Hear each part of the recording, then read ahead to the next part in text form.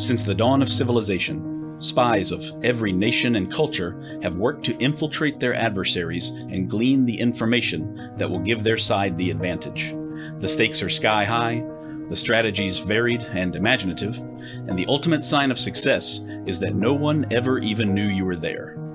In each episode, we will explore the moral and ethical gray zones of espionage, where treachery and betrayal go hand in hand with cunning and courage. This is the Spycraft 101 podcast. Welcome to your clandestine classroom. This is episode number 55 of the Spycraft 101 podcast. For the first time ever, I'll be answering questions submitted by my listeners and followers. If you follow the Spycraft 101 account on Instagram, you might recall that several weeks ago, I took questions from everyone for a future episode. I had way more responses than I anticipated. In fact, there were exactly 101 questions submitted to that story post, coincidentally. So I took some of the best questions that were submitted and will be answering them today. Because there was such an overwhelming response, I'll probably do more episodes like this in the future. So if you asked a question and you don't hear it answered today, don't worry, I might still get to it down the road. But first, I want to say a big thank you to everyone listening who is also supporting me on Patreon, including Will D. and Adam G. Your monthly contributions there help me keep this podcast going week in and week out. As a way of thanking my patrons, I offer a lot of great freebies and promotions, including free and discounted books and products from the Spycraft 101 store. Patrons also get exclusive access to long-form articles of mine that aren't available anywhere else. If you haven't signed up for my Patreon yet, but you want to, just click the link in the show notes on whatever podcast platform you're listening to right now. So one of the first questions I got was whether there were any good espionage stories from New Zealand. New Zealand probably isn't the first place that comes to mind when you think about espionage or international intrigue, but it's actually had its fair share of covert activities over the years. One of the most interesting ones that comes to mind is the Rainbow Warrior affair of 1985, which caused a major diplomatic rift between New Zealand and France. In 1985, the French government was still conducting nuclear weapons tests near the Mururoa Atoll, part of French Polynesia in the South Pacific.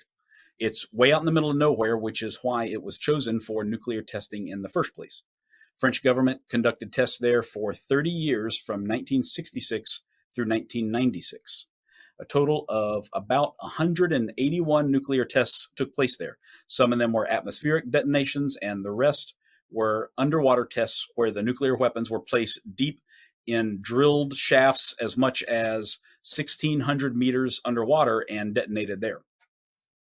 Well, right from the start, there were protests against these kind of tests, which were primarily centered around the environmental effects of detonating the weapons.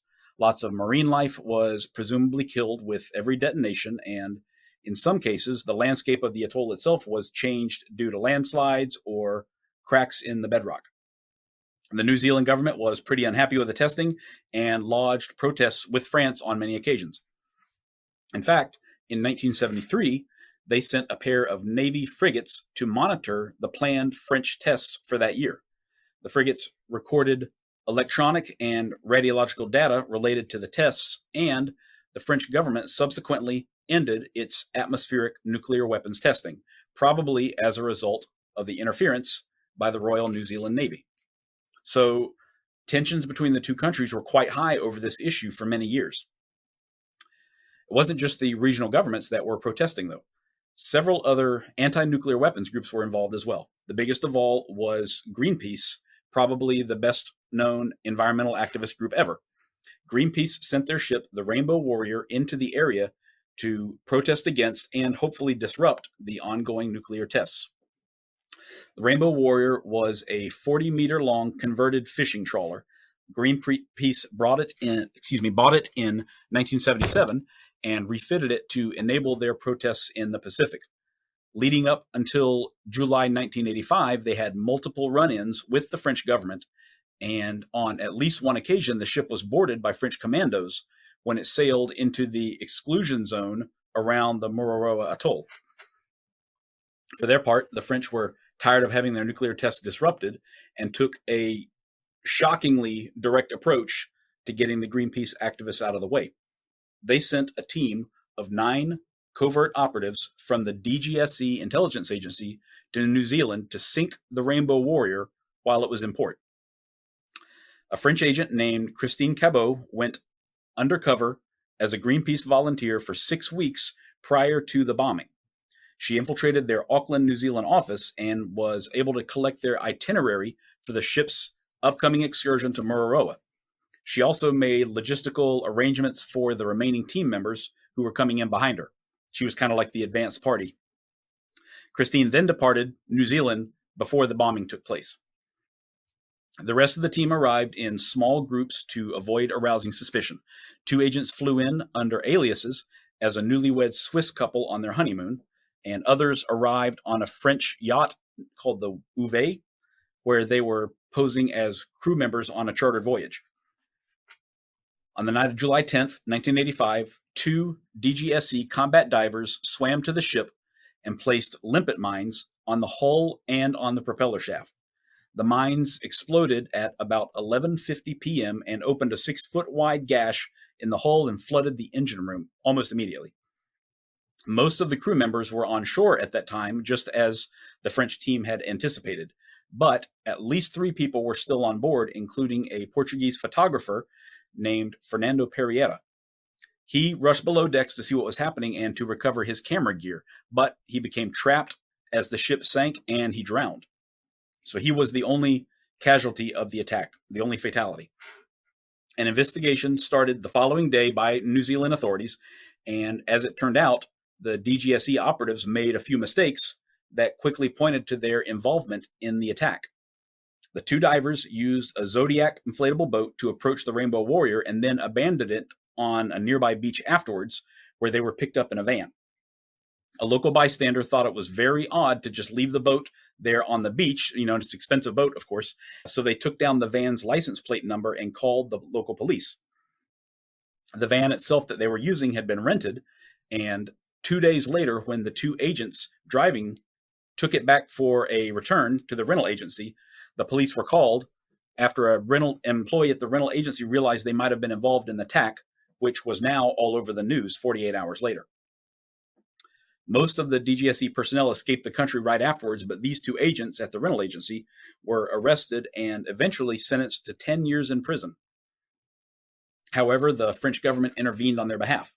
They were transferred to the French-owned island of Hao in the South Pacific, and agent named Dominique Prieur was soon released when she became pregnant after her husband came to stay with her on the island. So this was not a very harsh prison sentence if, family members can travel across the South Pacific to spend time with you. The other prisoner, the other agent, who unfortunately was named Alain Maffart, was eventually evacuated to Paris on the claim that he required specialized medical care only available there, and he never returned to complete his sentence on the island of Hao because the French government had him back like they wanted him. This entire incident became known as the Rainbow Warrior Affair, and the resulting political fallout elevated Greenpeace's status on the international stage and led to the resignation of several senior French government officials. The case was still being discussed more than 30 years later after the original operative, Christine Cabot, was located in a small village in southern France where she'd been living for years. After her cover was blown in the operation, she left intelligence work and continued in the French army as an administrative officer until she retired. As of 2017, she was a town councilwoman and historian in her village. When she was contacted by reporters from New Zealand that year, she was unapologetic about her role in the whole affair. Shortly after the bombing of the Rainbow Warrior, Australia, New Zealand, Papua New Guinea, and many of the smaller island nations in the South Pacific signed the Treaty of Rarotonga, which declared the entire region off limits to nuclear testing, and France eventually ended nuclear testing in the region 10 years later. So they didn't immediately comply with this treaty, but eventually they did. And that was the fallout from this Rainbow Warrior affair, what I would call a disaster for the French, really, and of course for this photographer, Fernando Pereira, as well, who perished in the attack. There have been a lot of run-ins, like I said, between the French government and Greenpeace, but it's still shocking that they would send commandos to blow up one of their boats in harbor, no matter what.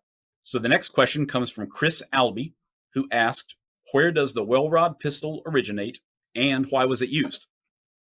If you're not familiar with the Welrod already, you might have seen it on my page. You can find it almost anywhere, really. Very unusual weapon, certainly. The Welrod is definitely one of the coolest and most unusual weapons of the 20th century, in my opinion. I dedicated one of the longest chapters of my book, Covert Arms, to it a few months ago when I published. It's also one of the few weapons in that book that has several well-documented real-world uses in covert operations and in assassinations. Even though you can find information about the Welrod all over the place, the best single source that I've found is the website timelapse.dk. That's a site run by Anders Thygesen, a very thorough researcher based in Europe. You can also find him on Instagram at SOE4045. SOE4045. So definitely give him a follow as soon as you finish listening to this episode. He's got some amazing photographs of clandestine weapons and equipment from World War II, stuff you can hardly see anywhere else. He's kind of my go-to guy for the World War II clandestine stuff that I tend to post about a lot. So I really encourage you to give him a follow. Regarding the origins of the Welrod, we have to go all the way back to July 1940, when the British Special Operations Executive was formed to, quote, set Europe ablaze, unquote, in the words of Winston Churchill. The SOE, once it was formed, quickly set up a bunch of different research and development branches spread throughout the country. These branches developed and produced wireless radio transmitters, disguised explosives, camouflage, all the other important tools of clandestine warfare. One branch, called Station 9, was located in the Fryth estate near Welwyn's Garden in Herefordshire. An enormous variety of devices, gadgets, and weapons were developed at Station 9, which was not too far north of London, including radios for resistance fighters, time pencil delayed detonators, magnetic limpet mines for sabotaging ships in harbor, just like we talked about, and maybe even chemical and biological weapons. Who knows? Those concepts that were considered successful designs were then built either at Station 12 nearby, or they were contracted out to private companies for larger scale manufacture. The engineers at Station 9 got in the habit of naming many of their projects with the prefix WEL, W-E-L, as a tribute to the station's location in Welwyn. These included the Well Bike, which was a collapsible motorcycle meant to be airdropped to troops, and the Well Freighter, a submarine that could clandestinely transport up to a ton of cargo just underneath the surface of the water. Some of the most interesting covert arms of World War II came out of Station 9, including the Welrod, the Well gun, the Norm gun, the sleeve gun, and the remote control pistol, all of which are covered in my book, Covert Arms. Of these five, easily the best known of all is the Welrod suppressed pistol, which was referred to in official documentation as the hand-firing device. It was built in several variants in the 32 ACP and 9mm parabellum calibers, and it was used all over Europe during the war. The Welrod was designed by Major Hugh Quentin Allen Reeves, who was one of Station 9's most talented and creative engineers. He's also credited with designing the original Sten gun suppressor and development of the Sleeping Beauty one-man submersible canoe, which I've posted about on Instagram as well. After the Welrod was developed at Station 9, it was manufactured by the Birmingham Small Arms Company and possibly other manufacturers as well. Due to its covert nature, paper records were deliberately kept to a minimum, and to this day, BSA cannot confirm exactly how many Welrods they produced for the Special Operations Executive. Serial numbers exist up into the 14,000 range, but it is not clear if they were all sequentially manufactured or if they started at a mid-range number, for example, so nobody knows for certain. From the outset, the Welrod was intended to be used as a contact distance weapon. The official manual describes the 32 ACP version as accurate up to 25 yards and the 9mm version up to 30 yards. But the pistol's nose cap is hollow to specifically facilitate contact distance use. Ideally, the user would get close enough to the target to press the muzzle directly into them before pulling the trigger. The Mark I prototype that would become the Welrod was radically different than the finished product many of us are familiar with today. It featured a manual external bolt handle and an internal magazine that was loaded with 5 rounds from the top down, similar to a Mauser C96 pistol. The trigger was not in the traditional location below the barrel, but instead on the left side of the breech, intended to be pushed forward with the right thumb instead of pressed to the rear by the index finger. So very, very unique initial prototype there. By June 1943, lots of redesigns led to the more recognizable Mark II and Mark IIA 32 ACP pistols. The redesigned Welrods had a detachable magazine adapted from a Colt 1903 pistol magazine and sheathed with rubber to function as the pistol grip.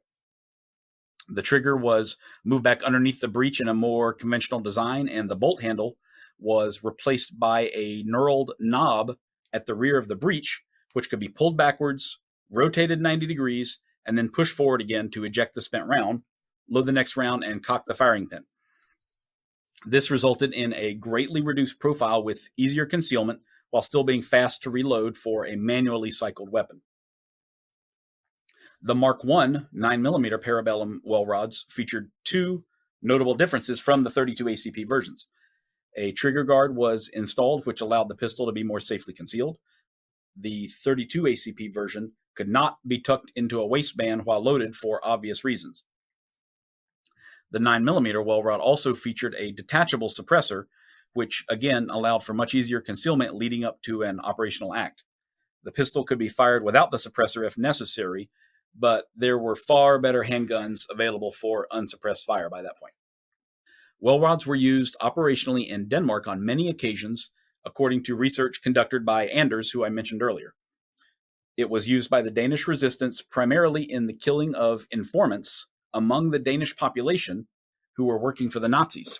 Here's a few examples from 1943 and 1944 that Anders has dug up.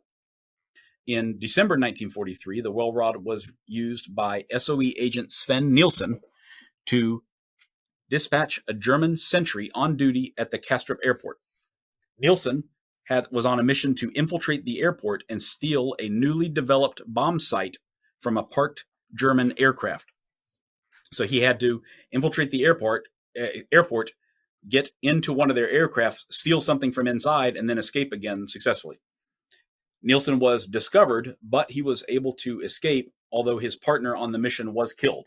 So on the way in, they killed a sentry, and on the way out, they were discovered, unfortunately. But he did manage to get away with the bomb site. On January 3rd, 1944, a Nazi collaborator named Mr. Nordal was attacked in his home by Danish resistance members carrying Welrods. The two men pinned him to the floor and shot him in the head. The pistol was so quiet that his wife, who was home at the time, did not hear the commotion from the next room over. She knew that her husband had taken in guests, but she had no idea that they were with the Danish resistance. Nordal died in the hospital 3 days later without ever regaining consciousness.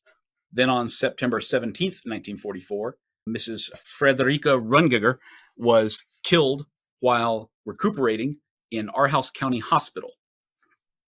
She was another Nazi collaborator living in Denmark. A nurse entered her private ward that day to find her dead from a gunshot wound to the head. And the killer was never identified, but it's suspected that they used a Welrod because no one heard anything in the hospital. Even the Nazis themselves took to using captured Welrods against the Danish resistance members. At the direction of Otto Skorzeny, a very legendary figure in German military at the time, a group of SS officers known as the Peter Group, which was the name of their leader's alias, carried out assassination missions against prominent Danes as retribution for attacks by the resistance. Between February 1944 and January 1945, the Peter Group this Peter Group killed at least 3 Danes and wounded another in targeted assassinations. These included a newspaper editor, a parliament member, and a prominent attorney, all of whom were suspected resistance members. Welrods were also provided by SOE to a few U.S. personnel on Jedburgh teams. The Office of Strategic Services received at least 2 Welrods for testing and found it to be an excellent weapon overall, but they continued to stick with the high standard model HD MS 22 caliber pistol, which I've discussed before, as their primary silenced pistol throughout the war and beyond. Even after the end of World War II, the Welrod remained in a number of inventories and popped up occasionally around the world. In the late 1950s, U.S. Army Special Forces Detachment Berlin was issued Welrods and U.S.-made high-standard Model HDMS pistols. On one occasion, they were given a mission to perform a vulnerability assessment on West Berlin's Mayor Willy Brandt, who would later serve as the Chancellor of West Germany. So they were tasked to come up with methods that communist infiltrators from East Berlin might use to assassinate Brandt. So the detachment surreptitiously tailed him for several weeks to complete this assessment. They eventually presented 4 likely scenarios for assassinating him. One of these involved using a Welrod pistol with the magazine removed and rolled up inside of a newspaper in order to get close enough for a killing shot, because you would still have 1 round loaded in the chamber even without the magazine. The detachment also carried the Welrod on missions up to the Berlin Wall beginning in the early 1960s in case it was necessary to dispatch an East German sentry or guard dog, although I don't know if that actually ever occurred. There is some evidence that it was used by British forces in Northern Ireland during the Troubles and during the Falkland Islands War against Argentina in the early 1980s.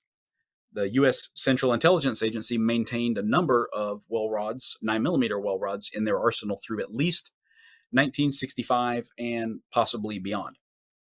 The Commandos of Military Assistance Command Vietnam Studies and Observation Group use Welrods in Vietnam along with several other suppressed weapons. And it may even have been issued as late as 1991 during the Gulf War against Iraq. So at that point, the Welrod, this highly specialized pistol, was over 50 years old and may have still been showing up on battlefields around the world. So that's the story of the Welrod, at least as far as I know it. Once again, check out SOE4045 on Instagram or read more on timelapse.dk for more information. Before we go on to the next question, I want to let you all know about a new educational tool you're not going to want to miss. It's the Gray Man Briefing Classified. By now, I think I know my listeners pretty well, and take it from me, this briefing is exactly the news and educational reference source that you've been looking for.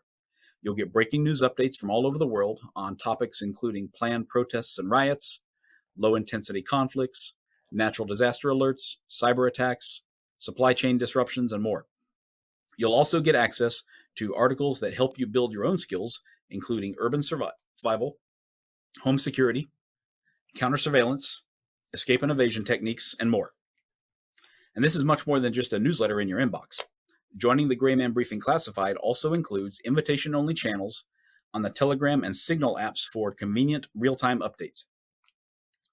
The newsletter subscription is normally $5 per month, but if you use the code GBC Spycraft, you can save 20% each month for the life of your subscription. I'm already a member myself and have been reading and learning a lot since I first subscribed. Look it up yourself at graymanbriefing.com. That's gray with an A, graymanbriefing.com. And use the discount code GBC Spycraft to save 20% right from the start. Another question came from Dave Leonard, who asked, what do you think was the most successful or far-reaching operation? Well, the answer to that question, unfortunately, is probably one that we've never heard of. But of the operations that have come to light over the past few decades, the one that immediately stands out to me is Operation Rubicon. Operation Rubicon has been called the greatest intelligence coup of the 20th century. It was a joint operation between the American Central Intelligence Agency and the West German BND intelligence organization, along with help from the National Security Agency, NSA, which successfully decrypted message traffic from dozens of other governments all over the world. And this was not just a short-term win either. The operation went on for more than 20 years, and they did it all through an incredibly audacious and devious strategy. The CIA and the BND worked together to sell encryption machines through a front company to the very governments that they were targeting in Operation Rubicon. The story begins all the way back in 1951. There was a Swedish inventor named Boris Hagelin who had worked on mechanical cryptographic machines since 1925, selling a small number of devices to the Swedish and French governments, maybe 20 or 50 or 100 at a time. In May 1940, he and his wife barely escaped Europe as World War II began. They made it safely to the United States, and he brought 2 partially completed machines with him. Once he settled in the US, he was able to finish the design of his newest cryptographic machines and sell them to the US Army, who named them the M209. Over the next 5 years, the Army purchased and manufactured 140,000 of the M209s, and they were the primary cryptographic devices for the entire service.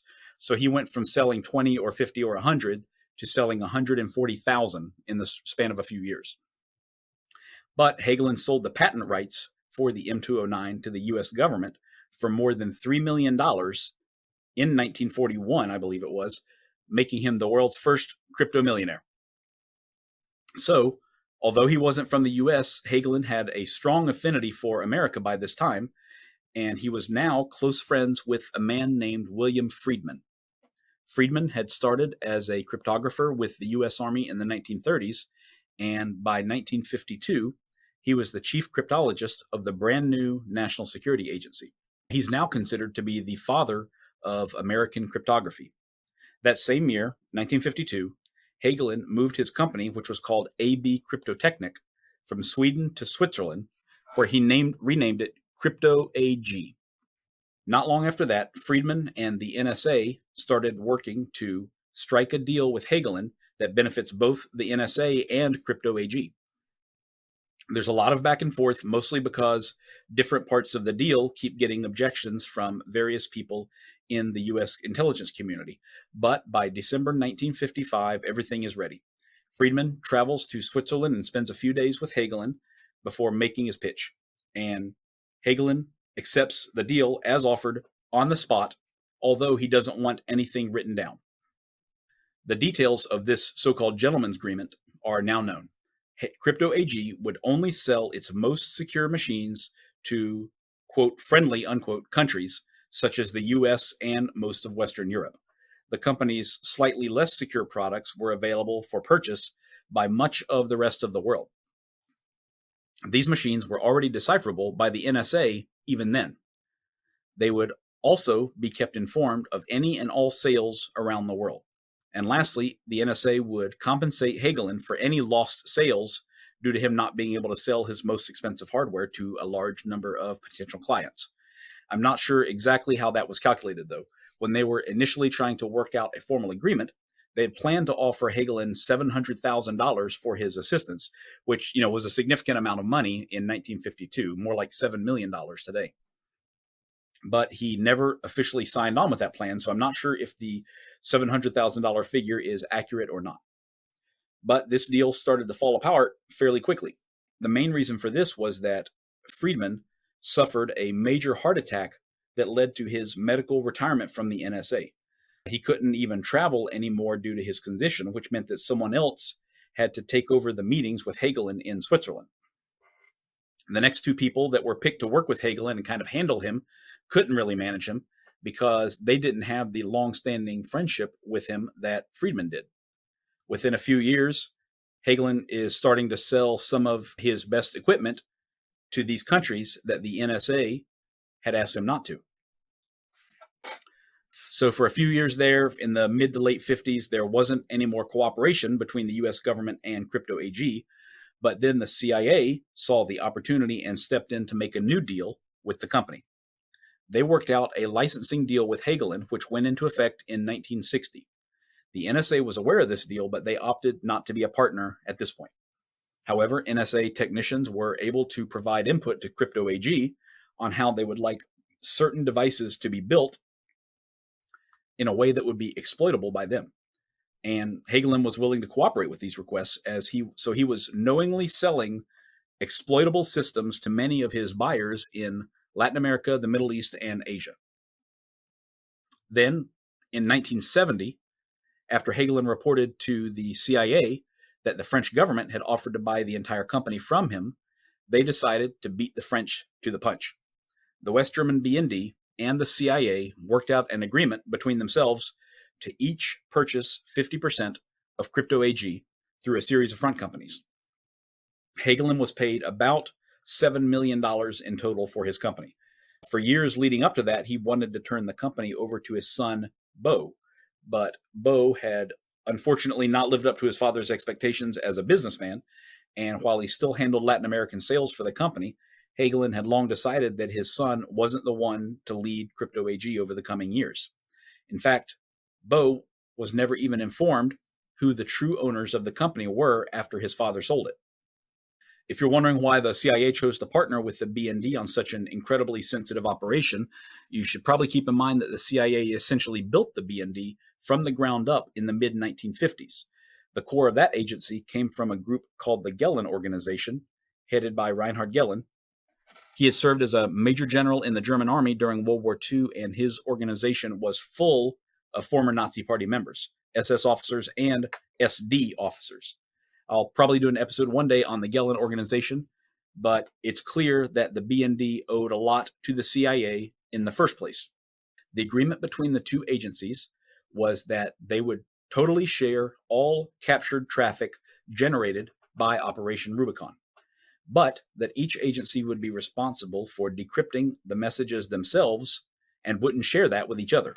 And since the NSA was decrypting messages even without having bought into the operation, they had a slight advantage over the West German BND overall, especially considering that by this time the NSA had Cray supercomputers available, which the BND couldn't afford on their more limited budget. But overall, both countries captured a tremendous amount of valuable information from this joint venture. At the height of Operation Rubicon, they were capturing about 80% or more of all encrypted traffic worldwide, although they couldn't necessarily decrypt all of it. Now that they owned the company, they had to keep the vast majority of Crypto AG employees completely in the dark about this, plus, of course, keeping the clientele in the dark about it.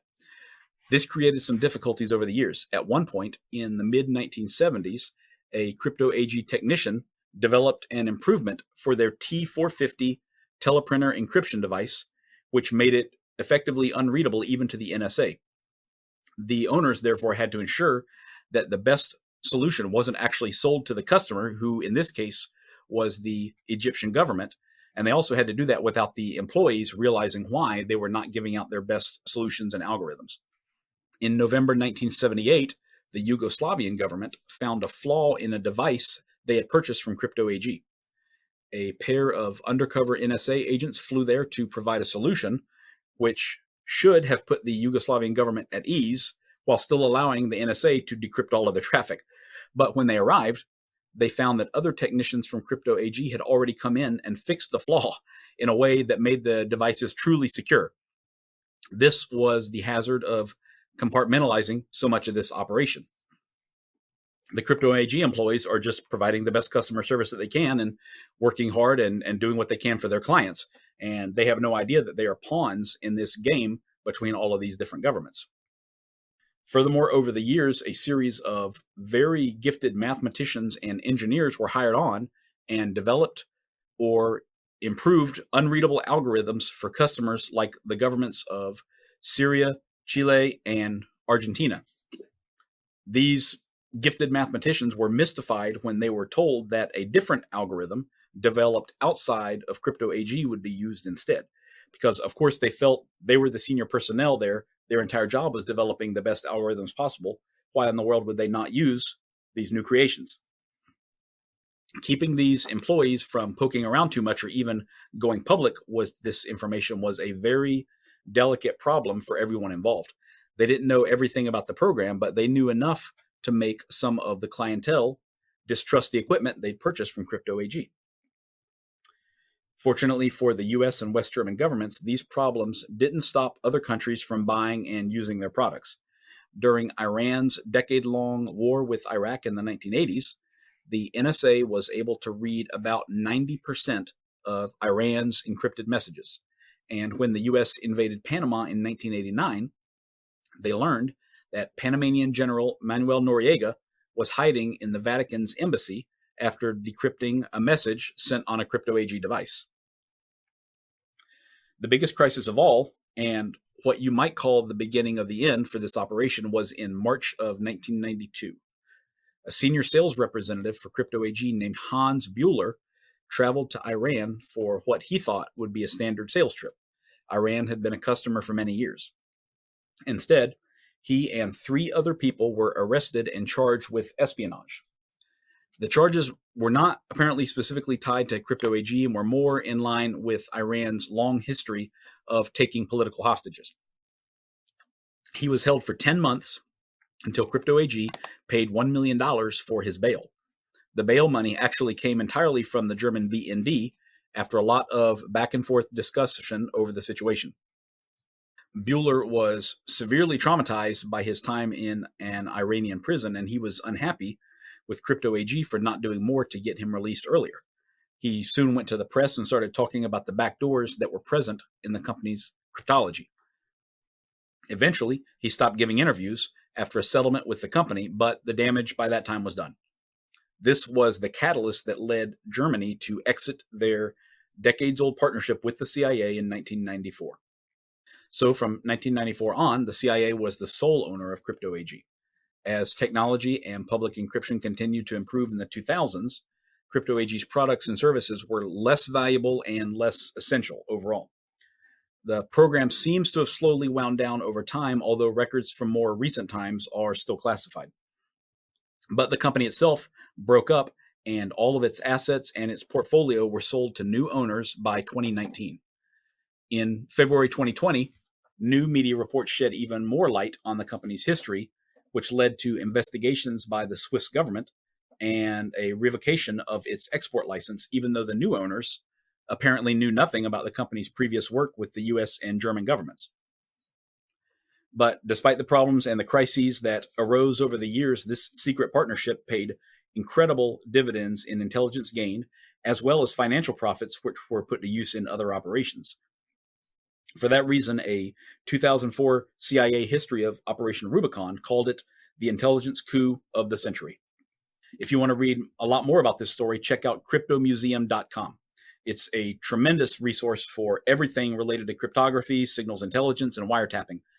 This story is told in about 10 times the amount of detail that I've covered here, and they have tons of other fascinating information available about the history of espionage. So check out cryptomuseum.com whenever you have time.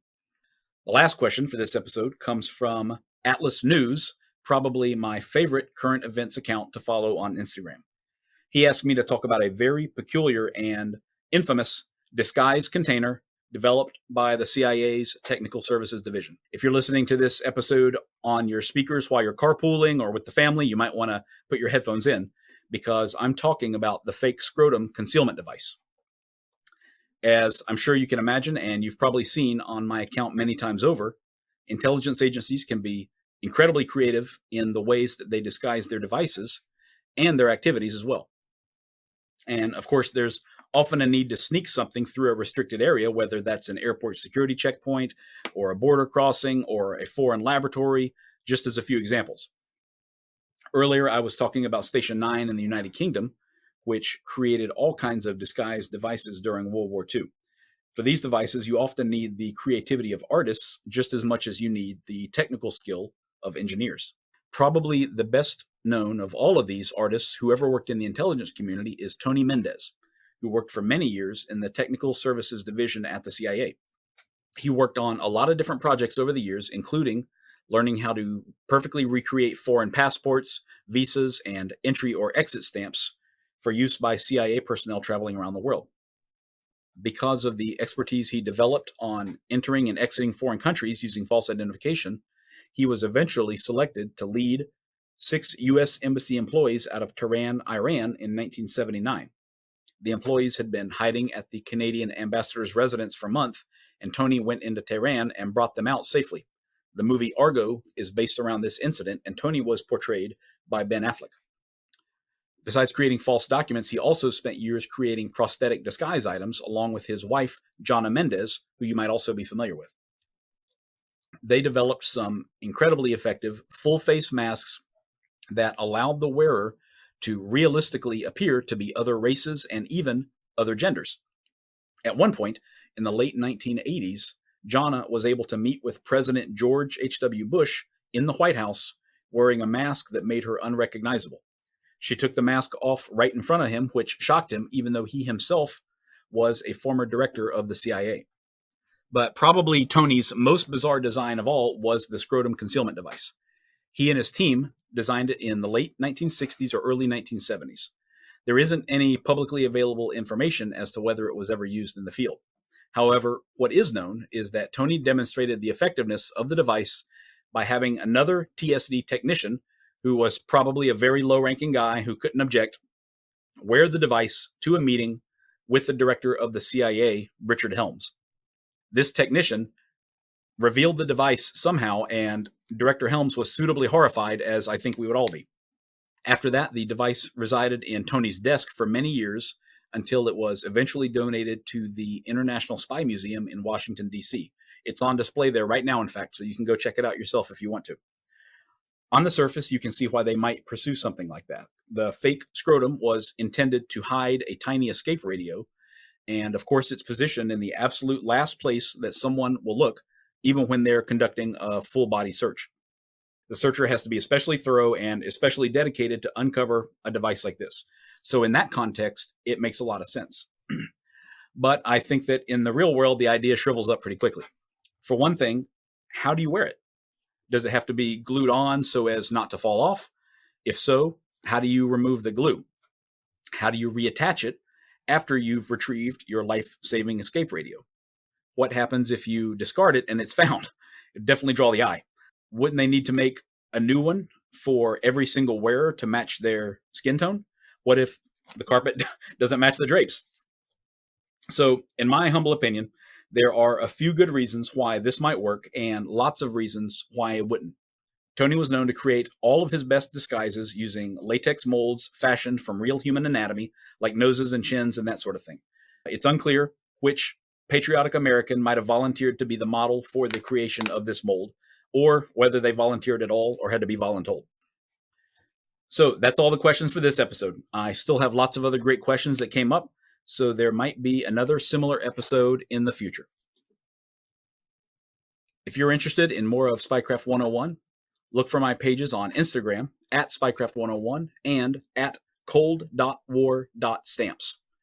You can also find more great articles on my website, spycraft101.com. Thank you all for listening, and I hope you'll stick around because there's lots more to come. Thanks for listening to this program brought to you by Daydreamer Network. If you enjoyed the episode, please don't forget to rate and review on Apple Podcast or your preferred platform. Your feedback allows us to rank on the best new shows list and continue to grow our podcasts in order to bring more unique and talented storytellers to the network. To check out our shows, including programs about relationships, sports, business, nutrition, leisure, and more, head to www.daydreamernetwork.com. We look forward to seeing you back next week for another great episode. Have a wonderful day.